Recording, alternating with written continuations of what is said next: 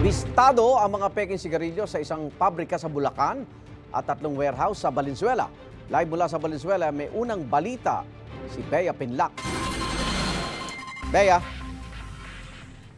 Igan, hindi lang mga warehouse, kundi pati na rin ang mismong pabrika ng peking sigarilyo ang sinalakay ng mga otoridad sa Valenzuela at Bulacan kagabi. Higit 100 na mga empleyado Filipino at Chinese ang nasa kustodiya na ng pulisya. Libu-libong kahon ng mga peking sigarilyo ang bumungad sa pulisya at mga opisyal ng Bureau of Internal Revenue sa warehouse na to sa Valenzuela kagabi. Isa lang yan sa mga warehouse na sinalakay nila sa lungsod kung saan may natagpo ang mga kontrabando.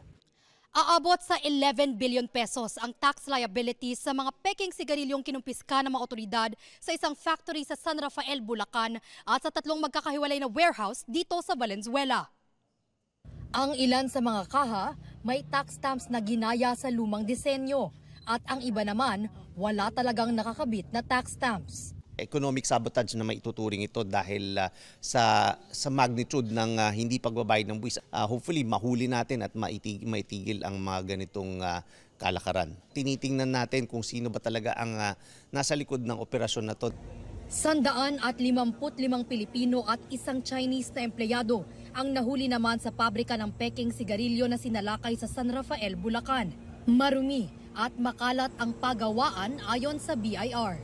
Bukod dun sa tubakong hinihitit natin ay maraming alikabok na nakikita natin dahil nasa sahig lang yan. Wala silang proper na sanitation dyan kung paano nila ginagawa yan at napakadumi ng mga facilities. Nakitaan din ng mga peking sigarilyo ang 3 warehouse sa Valenzuela. Walang tax stamp ang ilan habang may peking tax stamp naman ang iba pa. Dito na aresto ang 3 Chinese at isang Pinoy na trabahador ng mga nasabing warehouse. Sir, do you know that you're working for illegal operations here in the Philippines? You don't know, sir? How long have you been working here?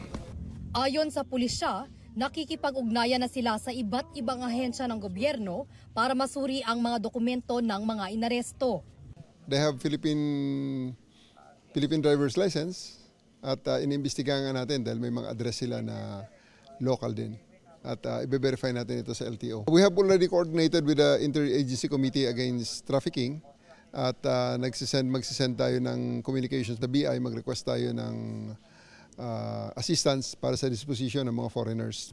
Patuloy na tinutugis ng pulisya ang mga nasa likod ng iligal na operasyon. May mga identified na tayo and we are already in the process of tracking them down. Tinitingnan natin kung itong mga lessees, yung mga nakapirma sa mga kontrata rito ay kung sino-sino, identify natin. Talamak na problema raw ang pamemeke ng mga tax stamp kaya ayon sa BIR, plano nilang maglabas ng mekanismo sa 2026 para malaman ng mga consumer gamit ang kanilang mobile phone kung peke o lehitimo ang mga produktong binibili nila.